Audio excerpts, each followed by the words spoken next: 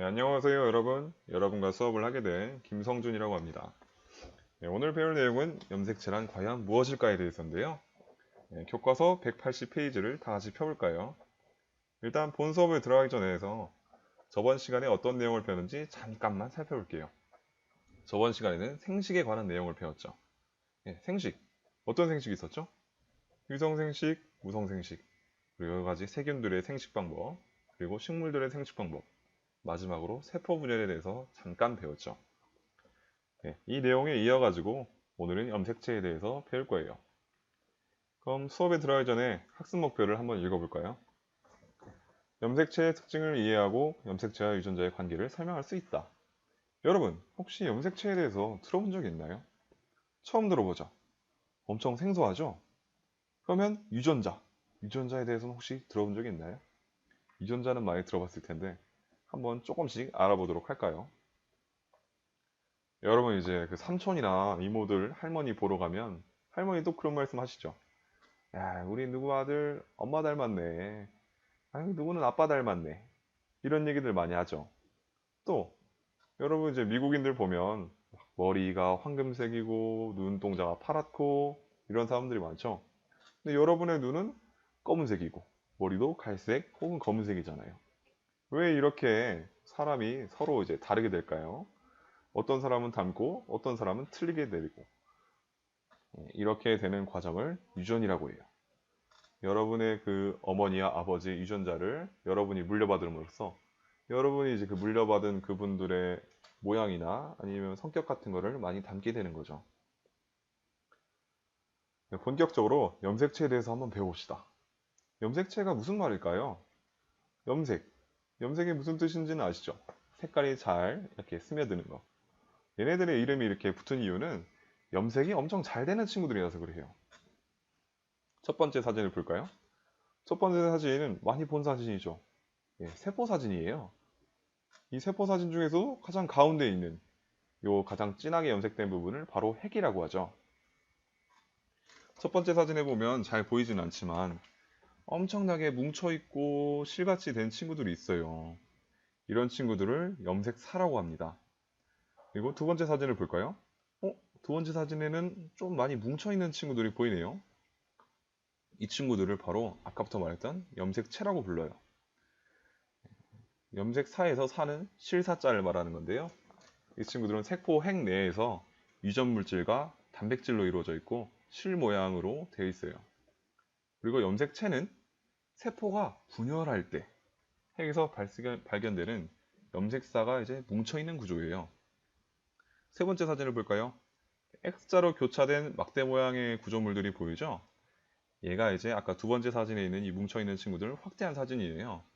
이걸 바로 염색체라고 부르는데요. 아래 사진을 보면 동그랗게 있는 이제 친구랑 그걸 말고 있는 친구, 그리고 사다리가 보이죠. 이 동그랗게 말려 있는 친구가 단백질, 얘를 실처럼 감싸고 있는 애가 유전 물질, 그리고 그 실을 확대한 모습이 바로 유전자예요. 이 유전자에는 여러분의 이제 유전 정보가 담겨 있어가지고 여러분이 엄마와 아빠와 닮게 해주는 그런 친구랍니다. 마지막으로 염색 분체에 대해서 알아볼까요? 여기 보이는 X자로 교차된 이 구조물에서 요 막대 하나를 염색 분체라고 불러요. 그러면 염색체는 두 개의 염색 분체로 되어 있다. 이렇게 표현할 수가 있겠죠. 그 다음으로 염색체의 특징. 염색체가 어떤 일을 하는지를 배워야겠죠. 첫 번째로 유전 물질의 복제를 한답니다. 아까 말했던 세포에서 이 유전 물질이 뭉쳐 있는 게 바로 염색체인데요. 지금은 염색사죠. 염색사인데 복제돼 가지고 이 친구들이 두 배로 늘어납니다. 두 배로 늘어났다가 굵게 뭉쳐요. 그렇게 이렇게 뭉친 게 바로 염색체라고 부르는 친구입니다. 이렇게 세포 분열이 일어날 때 모세포. 모세포 또 어려운 말 나왔죠? 여기 모자는 어미 모자예요. 세포가 분열을 하면 한 개에서 두 개의 세포가 되죠. 그 세포가 분열하기 전에 첫 번째 세포를 엄마 세포, 모세포라고 부릅니다. 그리고 나눠진 세포는 엄마의 자식이다. 그래서 딸 세포라고 부르고요. 이 딸 세포는 두 개가 생기는데 여기서 만들었던 염색체가 각각 하나씩 분리돼 가지고 나누어져서 딸세포로 들어가게 됩니다. 여기서 중요한 내용은 유전물질, 세포 분열이 일어날 때 유전물질의 양이 2배로 늘어나고 그 2배로 늘어난 유전물질이 각각 나뉘어져서 하나의 세포에 들어간다. 이 내용이 염색체의 특징 중 핵심이에요. 염색체의 특징 중 두 번째로 염색체의 수가 있는데요. 한 생물의 몸을 구성한 세포는 모두 염색체 수가 같다. 무슨 말이냐? 여러분의 몸에는 엄청나게 많은 세포들이 있죠. 또 세포들의 모양도 각각 다르고요. 신경세포, 표피세포, 심장세포, 간세포 모양은 다 다른데 이 친구들도 다 핵을 가지고 있죠. 이 핵에는 모두 똑같은 수의 염색체의 수가 있습니다.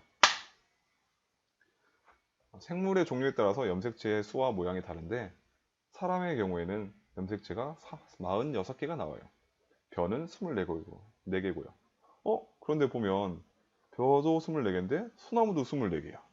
둘이 똑같잖아요? 근데 둘은 이제 다른 생물이죠. 왜 그럴까요?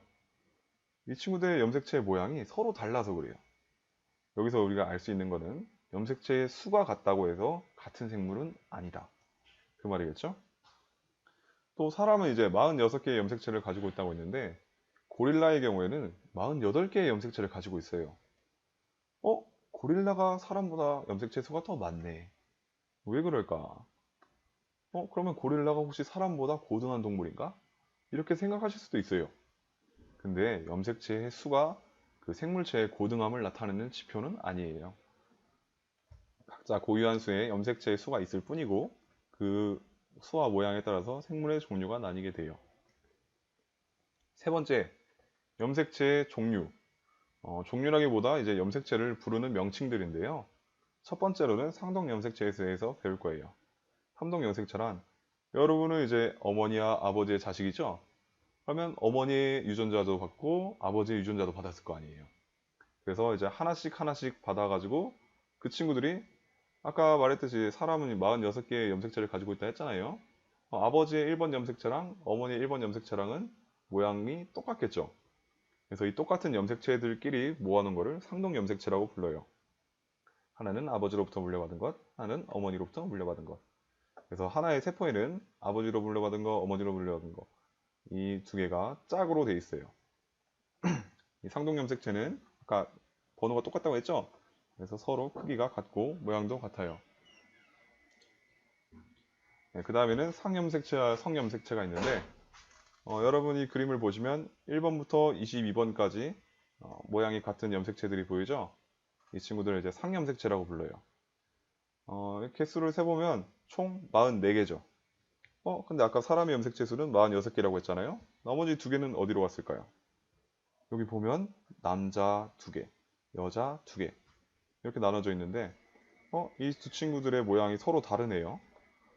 예, 이렇게 서로 모양이 다른 친구들을 성염색체라고 불러요. 이 친구들은 여러분이 남자가 될지 여자가 될지를 결정해주는 친구들이에요. 나머지는 모양이 같다. 모양이 다 같은 친구들은 상염색체. 모양이 다른 친구들은 성염색체. 여기서 중요한 거는 여자의 경우에는 성염색체도 서로 모양이 같죠. 왜냐하면 얘를 X염색체, 얘를 Y염색체라고 불러요. 남자는 XY 염색체를 가지면 남자가 되는 거고 XX 염색체를 가지면 여자가 되는 거예요. 마지막에 있는 성염색체들은 여자의 경우에 모양이 같은데 헷갈리시면 안 돼요. 아래 그림으로 한번 확실하게 볼까요? 아까 제가 말했죠. 염색체는 염색이 잘 되는 친구들이다. 여기 보시면 형형 색깔로 염색이 엄청 잘 됐잖아요. 마지막으로 보면 22번까지 해가지고 총 44개고 마지막으로 X라고 되어 있죠. 아까 여자의 경우에는 XX로 되어 있어가지고 서로 모양이 같다고 했죠. 그러면 이 염색체의 주인은 여자라는 것을 알 수가 있죠. 이렇게 여러분 염색체의 특성과 종류 그리고 구조에 대해서 알아봤는데요. 마지막으로 한번 개념 확인 문제를 풀어볼까요? 1번 염색체에는 생물의 고유한 구조와 기능을 결정하는 유전 정보가 들어있는데 각 유전 정보를 뭐라고 한다고 했죠? 유전자라고 한다. 그 다음 문제. 사람의 상동 염색체는 몇 쌍이었죠? 23쌍. 46개를 2로 나누니까 23쌍이죠. 그리고 이 중 성염색체는 성염색체를 빼면 되죠. 22쌍. 그리고 성염색체는 한 쌍이다. 이렇게 되는 거죠. 그 다음으로 3번 문제. 유전물질이 계속 복제되어도 어떻게 같은 수의 염색체를 항상 유지할까? 아까 같은 경우 유전물질이 계속 복제된다고 했죠? 근데 사람의 몸은 항상 46개를 유지한다고 했잖아요. 계속 복제를 하면 46 곱하기 2, 96, 96 곱하기 192 이렇게 막 늘어날 텐데 어떻게 사람은 항상 똑같은 46개의 염색체 수를 유지할까요? 아까 세포 분열할 때 모세포가 딸세포 2개로 나눠지면서 유전물질도 반으로 나눠져 가지고 들어간다고 했죠. 이런 식으로 복제가 됨과 동시에 세포 분열을 해가지고 세포가 2개 되어야 돼서 46개가 96개가 돼도 46개씩 나눠서 가져가게 돼요. 이런 식으로 사람은 항상 같은 수의 염색체를 유지하게 됩니다. 오늘 수업은 여기까지고요. 다음 수업에는 아까 우리 이제 세포 분열에 대해서 잠깐 언급을 했죠? 이 세포 분열에는 여러 가지 과정이 있어요. 우리는 이 과정에 대해서 알아볼 겁니다. 그러면 다음 수업 때 봬요.